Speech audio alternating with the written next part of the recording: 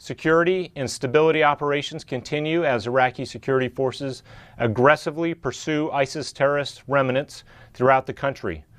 ISIS has gone underground in an attempt to regroup, but they are still very much a threat.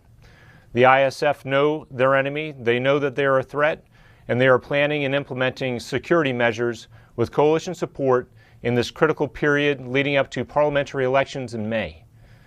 In the past 2 weeks, Iraqi security forces have reported the discovery and clearance of several caches containing mortars, rockets, and improvised explosives, and the capture of several ISIS members during multiple raids. In Kirkuk, federal police also discovered a tunnel hidden inside of a school, recovering several weapons.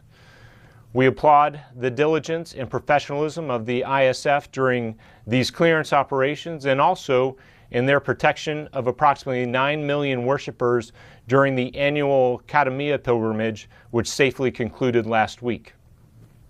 However, we know there is still work to be done as we face an enemy that is adaptive and determined. The coalition remains focused on enhancing our Iraqi partners' capacity to sustain their operations and protect their citizens against these terrorists. As Iraq identifies requirements and specific needs for their security forces, the coalition matches appropriate capabilities to enhance their operations. And as an example, the coalition has helped to train and equip police and border guard forces, with more than 40,000 personnel trained since the beginning of this campaign. We have distributed about 200 containers equipped with necessary supplies to help establish police stations in communities and border guard posts along the western border. The border guard force has already employed about 30 of these containers along the western border.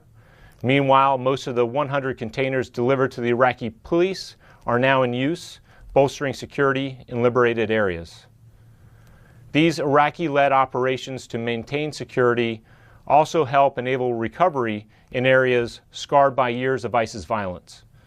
The 75-member global coalition continues to support this through the whole-of-government civil-military efforts.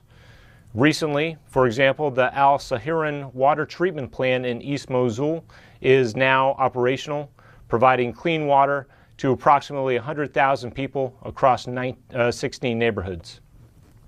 Another example, the coalition is training Iraqi security forces in bridge construction, and these skills are already being put to use in Mosul.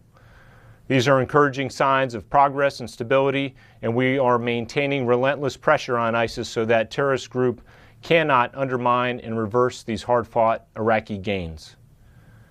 The coalition remains committed to the defeat of ISIS, and we thank all 71 nations and 4 international partner organizations for their contributions to this effort.